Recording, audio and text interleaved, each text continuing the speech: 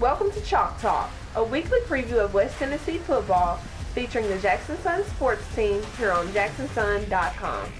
Hi everybody, welcome into Chalk Talk where we discuss football in West Tennessee. It's going to be week 2 of the high school football season. My name is Craig Thomas. This is sports editor Brandon Shields. We're here to break it down for you. A couple of big games we're going to talk about here in week 2 as we get into district play for almost all the teams in West Tennessee. One of the big games on our slate, Trinity Christian at Adamsville. What are you looking for out of that game, Brandon? Well, I'll tell you what, I think that not a lot of people are going to argue when I say that this is probably the game of the week this week in West Tennessee. Adamsville's number 1 in the Dirty Dozen. TCA is tied for 3rd in the Dirty Dozen. Adamsville's number 2 in the state rankings in Class 2A. TCA entered the rankings this week at number 9. Big matchup, to say the least. As weird as this is going to sound, I think there are a couple of groups of players on both of these teams that want to prove something this week. For TCA, you know, it seems like all the time we talk about the receiving core, the quarterback, the running backs, and the line has been kind of a question. I was there Friday night at USJ. That line played excellent, did a good job of holding off USJ's front 7.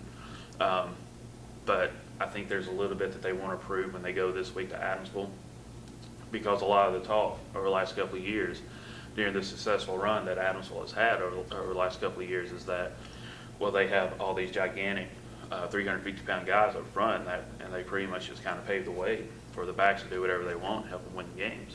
Well,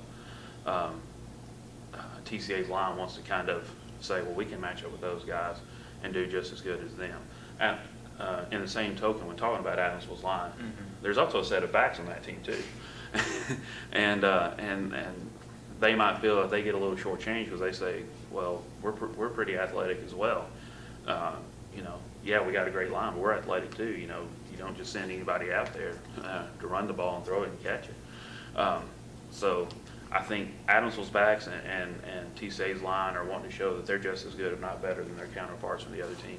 Adamsville's been pretty good the last couple of years. They made the state championship game last year. Trinity having a real strong start to the year. Hasn't been quite where Adamsville's been the last couple of years. Significant advantage in this game for Adamsville?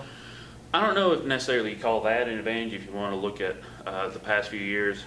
What I might call, as far as that goes, an advantage for Adamsville is just the fact that the last couple of years, Adamsville's dominated. 2 years ago, TCA went down there, scored 14 points in the first quarter. But then Adamsville kind of regrouped and scored 69 straight points to win 69-14.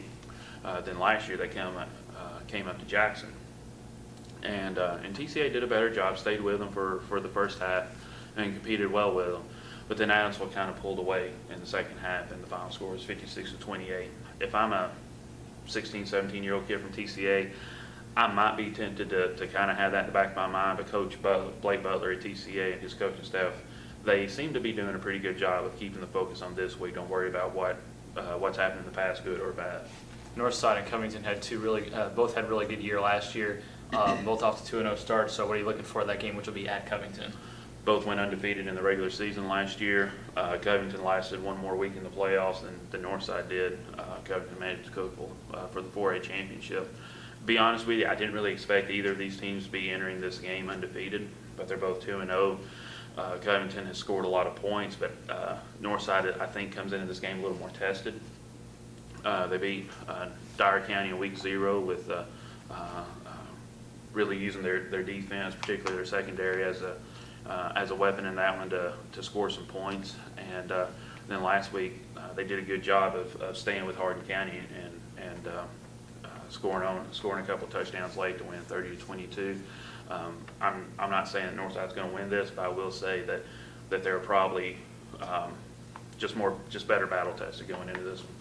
Jackson Central Mary had a rough week in week 0 at Dyersburg. Much better last week against Fayette in a blowout win. What are we going to learn about the Cougars at Ripley?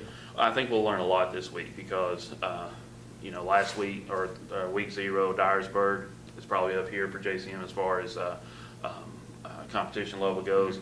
Fayette is somewhere not up here.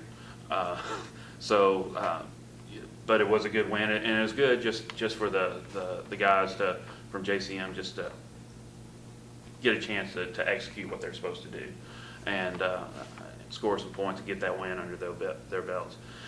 This week with this trip to Ripley, I think Ripley is kind of in the same boat as JCM is in that Coach Harry Craig, who was former Southside Humboldt head coach and a former assistant at Liberty, This is his second year to lead Ripley, and he had a young team last year. They went 4-6, barely missed the playoffs.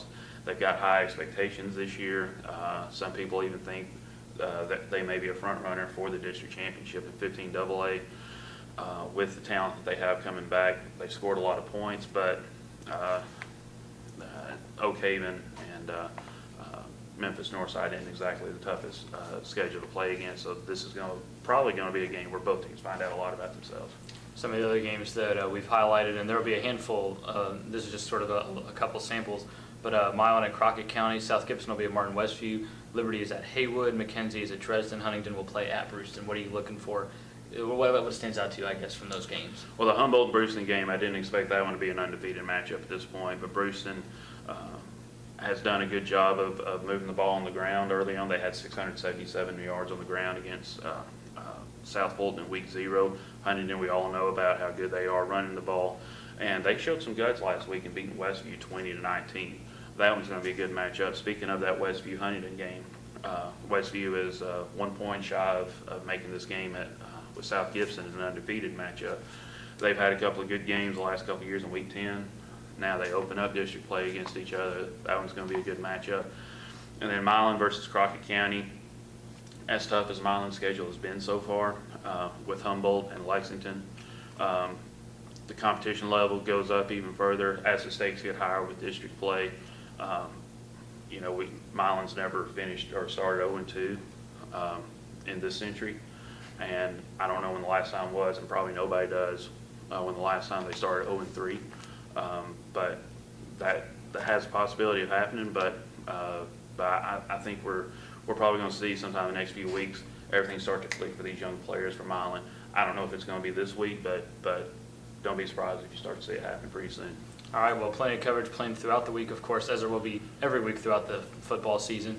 Make sure you get a copy of the Jackson Sun in print on Friday. Brandon will put together the Friday morning blitz with preview capsules of all the big games in the area. So whichever game you're going to, make sure to check that out, see who the top players to watch are and that sort of thing. And then Saturday morning we'll have recaps of all the games, either through us being there, interviews with coaches. So we'll have that covered for sure.